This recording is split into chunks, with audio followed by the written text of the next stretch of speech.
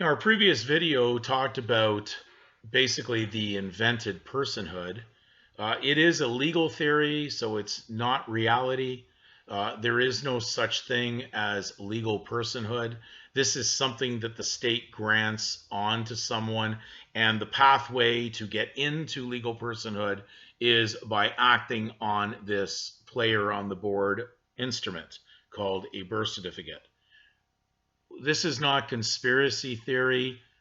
This is reality of truth that we're sharing here. So if people are telling you there's some pot of gold at the end of the rainbow and that somehow you're going to take over the birth certificate, you've already done that by acting on it. That is a takeover that is spoken of in Black's Law Fourth. You need to do a little bit of research, look up takeover. That should explain it. That should not be confused with take up your stake and come follow me, which was mistranslated cross. It's take up your stake because you have a stake in this. And that's the only thing that can cancel out any legal indebtedness, because you would have to accept what happened to Christ when he canceled out all legal indebtedness, according to Colossians 2:13-15. Please do some research and go on Bible Hub, that has some really, really great downloads of basically a scriptural text in various versions, and you can see how it's been translated. There are far better translations than the King James Bible. I use it mainly as a reference because it has a lot to do with the legal mind of the legalists who operate as lawyers for the crown governments. And so you need to see what the other side is really thinking in order to know why they're reacting the way they are while you're participating in some form of legal personhood. Now, when I went to reasonable man, if you want to be a reasonable man, they immediately flipped you over to reasonable person. This shows up in the Canadian Law Dictionary. This is a further up to many of the videos we've done before, but this is just rehashing it over and over again so that you're comprehending, because it takes a lot of time to penetrate that legal mask, or that covering of a veil over the eyes that should be able to see by now the truth and not be deceived by legalism.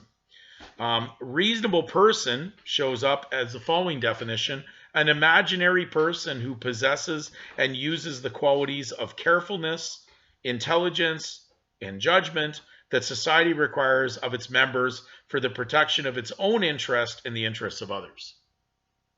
I really wonder what that really encompasses when you go into the detail of this. But I would have to think it probably leads to it benefiting a crime ring. And you look up the word ring, and they get many people, of course, in legal marriages to wear rings. It's probably symbolic. They wear it generally on the left, hand, and left one of the left hand fingers. But when you look at the origin of it and the whole wedding ceremony process and all maid of honor and best man and all those things, these things all steep themselves in an origin of things that are not of anything to do with the people of God. So you want to really question if you're involved in those type of ceremonial, traditions in order to believe that you're now married. I did speak to one individual who thought that because he had a ring displayed on his wife's finger, that showed everybody that that's his property. And I said, well, if you think a ring's going to stop someone from having an affair with someone else in legal personhood, you're sadly mistaken. Because if the ring is the only thing stopping it, then you've got a problem. It has to be based on moral concerns of who they are before God to prevent them from doing a moral wrong.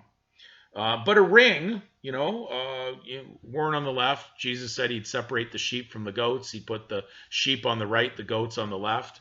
In today's society, most people believe that the sheeple are the people that are following the state, but that's not really true. It's goats, because they're stubborn, and I'm not kidding. So they produce a lot of kids. They do not produce children. And therefore, they're definitely steeped and confused in legalism, but don't know it. So therefore, they'll use inappropriate phrases to describe what was going on when the legal state has a number of people doing something that they would believe would be totally ridiculous to follow, such as what's happened during some of the medical concerns that were going on years back.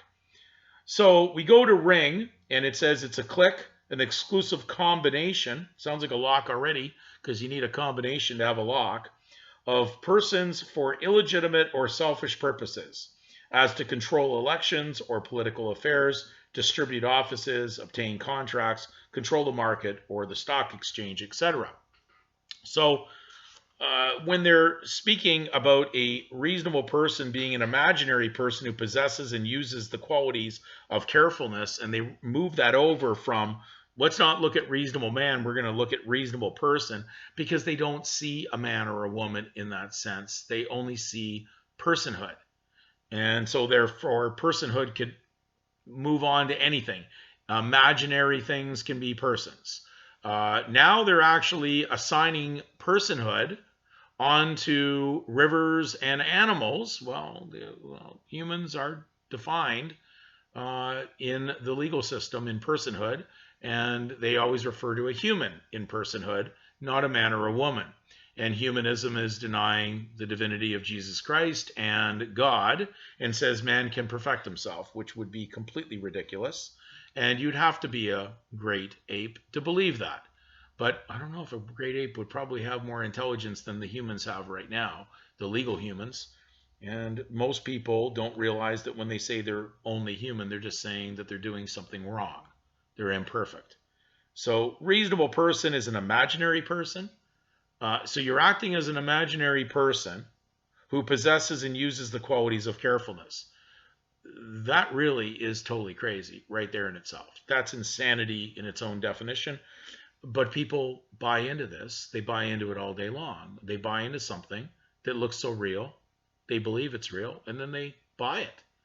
So they buy packaging and price tags and all those things. And then they just generally sit around complaining about it. But the reasonable person is a mythical creature of the law.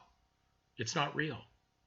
So then why are you acting as a mythical creature of this legal system operated under the social contract called the Leviathan? You need to ask yourself these questions. I can't answer these for you.